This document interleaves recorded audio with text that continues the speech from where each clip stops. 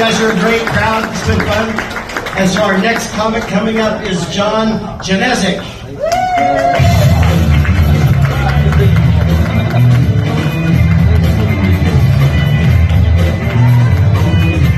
All right. Thank you, ladies and gentlemen. Thank you. Great to be here. I'm very blessed to be here. I'm also blessed to be married to my wife for 29 years. And, well, thank you, but for breakfast today, she served me divorce papers. So no, she did. I'm just kidding.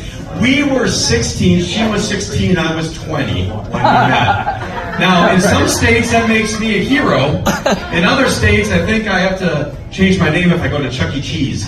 But our 30th anniversary is right around the corner. And my wife is addicted to Duran Duran. Massive Duran Duran fan. I saw they're playing in Vegas, so I decided to order her the $2,000 meet and greet package.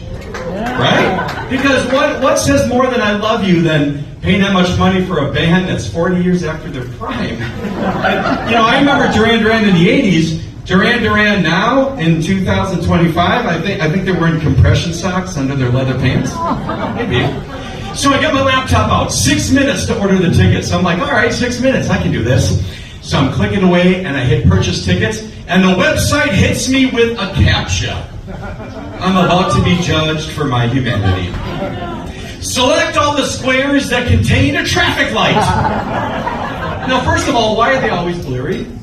It's like they found that one person on Earth with a flip phone from 2003 and said, listen, why don't you go out and take pictures of traffic lights and bridges and crosswalks? Make sure they're super out of focus. So I'm sitting there and my heart's racing, adrenaline's pumping, and I'm looking. I'm like, is that a traffic light or a really confused street lamp? So I click verify, and what comes back? The digital kiss of death. Please try again. What? I just failed the test that's supposed to prove I'm not a robot? So what does that make me, a half robot? A really bad robot? I'm picturing this robot in a factory somewhere mocking me. Beady, beady, beady. That was clearly a traffic light, you idiot. Beady, beady, beady. Well, now I'm looking, there's 2 minutes left.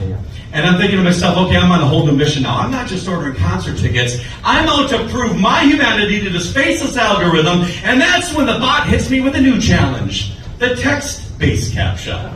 Oh, you know that one, the really bleary word? Looks like a car ran over it and then a dog came up and licked it. So I'm looking at this thing and I'm like, I can't read this word. And then I see the audio box. I will just listen to it because I'm sure what's going to come out of that is going to be crystal clear sound. So I hit it, and what comes out is a garbled, muffled voice that sounds like a ghost trying to order a pizza.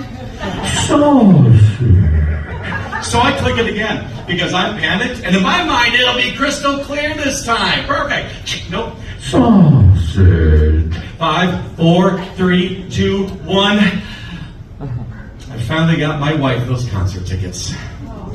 And I proved my humanity to that merciless bot. And my wife loved the binoculars I gave her because now she can get that front row experience from the nosebleeds. You know, with all this stress, with all this humiliation, I'm asking myself, why are we as humans always the ones on trial? Why don't the computers have to prove that they're bots? So I've come up with my own reverse Captcha test. I call them Robotcha. Test 1, Robotcha. Select all the squares that contain a Karen haircut. Because guys, as humans, we know that's not a haircut, it's a vibe. It's a cut that says, I want to speak to the manager. But a bot just looks at that and thinks it's a hairstyle. It doesn't understand that righteous fury in the layers, or those passive-aggressive bangs, or that pure chaotic energy. Test 2, Robotcha. Select all the squares that contain a dad joke. Now, a bot knows a joke. But a dad joke, you guys, that's a whole other level of comedy.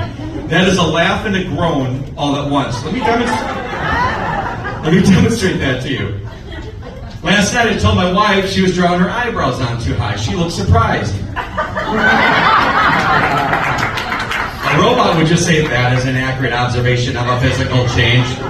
So now I'm thinking to myself, I'm this bad at time tests. So I'm asking myself, I'm just bad at that. And I think it started in 3rd grade with Mrs. Grundle. She gave me those time multiplication tests. Kids would be done in 3 minutes, and I'm sitting there in 10 minutes. What's 8 times 7? 8 times 7 is something. And then I get really stressed at the self-checkout line at the grocery store, because to me, that's a time test to see if I'm smart enough to do the job of a cashier for free. But you know, after all this, after 29 years of marriage, I found out the whole relationship is one big time test. It's an endless quiz of remembered birthdays, anniversaries, and what my wife said 3 years ago on a Tuesday at 4:37 p.m. And if I fail that, I get to prove my humanity all over again. Thank you, ladies and gentlemen.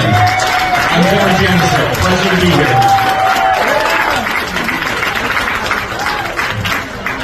Really appreciate that. Ladies and gentlemen, your next comic is coming to us live. Her name is Jess Neighbors.